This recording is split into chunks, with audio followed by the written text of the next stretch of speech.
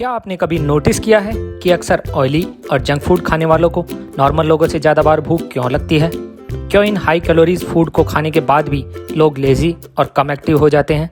अगर इन सवालों के जवाब आपको नहीं पता है तो यकीन मानिए अगले 5 मिनट में डाइट से जुड़े सभी सवालों के जवाब आपको इस वीडियो में ज़रूर मिल जाएंगे। चलिए एक आसान सा सवाल आप सभी के लिए, एक नॉर्मल एडल्ट मेल और फीमेल की डेली कैलोरी रिक्वायरमेंट्स कितनी होती है?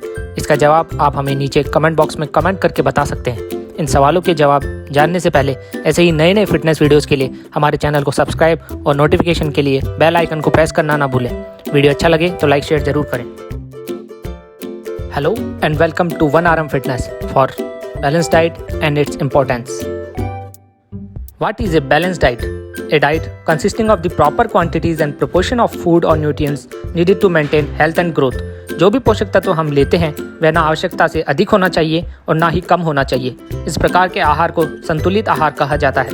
ऑयली और जंक फूड्स कैलोरी में तो बहुत हाई होते हैं, लेकिन इनका न्यूट्रिशन वैल्यू बहुत कम होता है।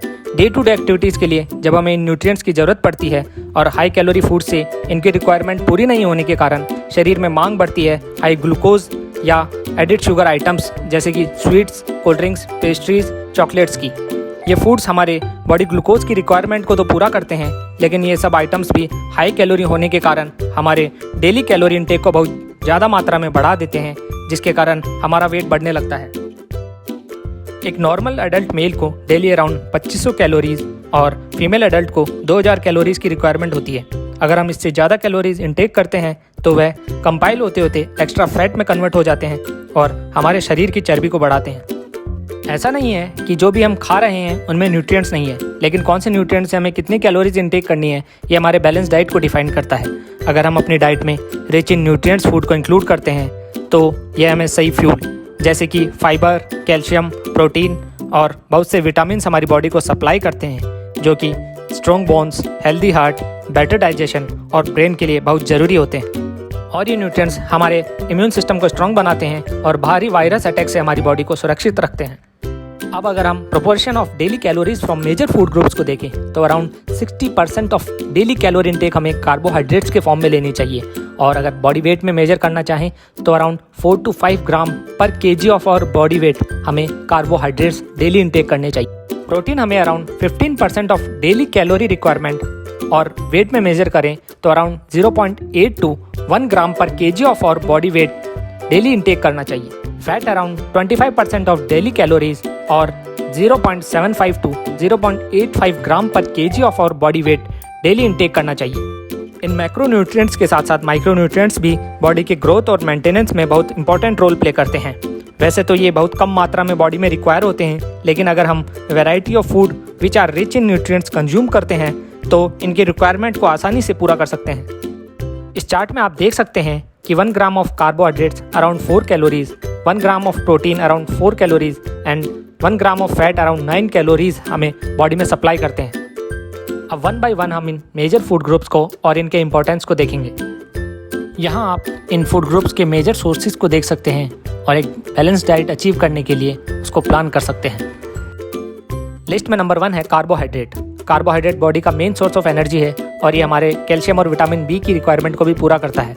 हमें हमारे डाइट में मैक्सिमम शेयर कार्बोहाइड्रेट सोर्सेज को इंक्लूड करना चाहिए, जिसमें particularly whole grain major role play करते हैं which are rich source of fibre. हमारे बॉडी को हर एक काम के लिए एनर्जी की रिक्वायरमेंट होती है, जिसका मेन सोर्स कार्बोहाइड्रेट है। इनसफिशिएंट कार्बोहाइड्रेट्स होने के कारण हमारी बॉडी हमारे मसल से प्रोटीन को ब्रेक डाउन करके एनर्जी प्रोड्यूस करती है। सेकंड है प्रोटीन। प्रोटीन हमारे शरीर के सबसे स्ट्रॉन्ग मॉलिक्यूल्स और हर एक सेल के बिल्डिंग ब्लॉक्स होते हैं। ये हमारे सेल्स और ऑर्गन्स के हर एक फंक्शन को कंट्रोल करते हैं। ये बॉडी के ग्रोथ और रिपेयर का मेन सोर्स है। प्रोटीन छोटे छोटे एमिनो एसिड से मिलकर बने होते हैं, जिनमें से 9 हमारी बॉडी प्रोड्यूस नहीं कर सकती, जिनकी रिक्वायरमेंट हमें रिच प्रोटीन डाइट से ही पूरी करनी पड़ती है। थर्ड है फैट। वैसे तो हम सब फैट इनटेक से बचना चाहते हैं और इसे पसंद नहीं करते, लेकिन एक हेल्दी बैलेंस डाइट के लिए यह बहुत ही इंपॉर्टेंट होता है। बॉडी के growth and development, function, energy storage, cell function, nerve cells को इंसुलेट करने के लिए और विटामिन ट्रांसफ़र जैसे बहुत से कामों के लिए डाइट में फैट का होना बहुत ही ज़रूरी है। फोर्थ है विटामिन्स। हमारे शरीर में अनेकों प्रकार के विटामिन्स की रिक्वायरमेंट होती है और सभी का बॉडी फंक्शन में अलग अलग रोल और इम्पोर्टेंस होता है। वैसे तो इनकी हमें स्मॉल क्वांटिटी में ही रिक्वायरमेंट होती है, लेकिन जबकि बॉडी इन्हें खुद प्रोड्यूस नहीं कर सकती तो ये सभी हमें डाइट में इंक्लूड करना बहुत ज़रूरी है। ये मोस्टली कार्बोहाइड्रेट्स, प्रोटीन और फैट से रिच डाइट में पाए जाते हैं, तो हमें विटामिन्स के लिए वैरायटी ऑफ फूड अपनी डाइट में इंक्लूड करना चाहिए। विटामिन्स की डेफिशिएंसी हमारे बॉडी में नेगेटिव इफेक्ट कर सकती है, तो इससे बचने के लिए एक बैलेंस डाइट का होना बहुत ज़रूरी है। फिफ्थ है मिनरल्स। मिनरल्स का बहुत ही एसेंशियल और डाइवर्सिफाइड रोल हमारी बॉडी में होता है। Minerals strong bones, teeth, blood, hair, nerve function जैसे अनेकों कार्यों के लिए बहुत ही जरूरी होते हैं। बॉडी में ग्रोथ, रिपेयर और स्ट्रॉन्ग इम्यून सिस्टम के लिए विटामिन्स और मिनरल्स का होना बहुत ज़रूरी है।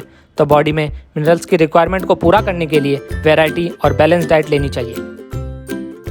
सिक्स्थ है फाइबर। फाइबर एक इंडाइजेस्टिव कार्बोहाइड्रेट होते हैं जो कि बॉडी में इंटेस्टाइन्स के लिए बहुत ही इंपॉर्टेंट होते हैं।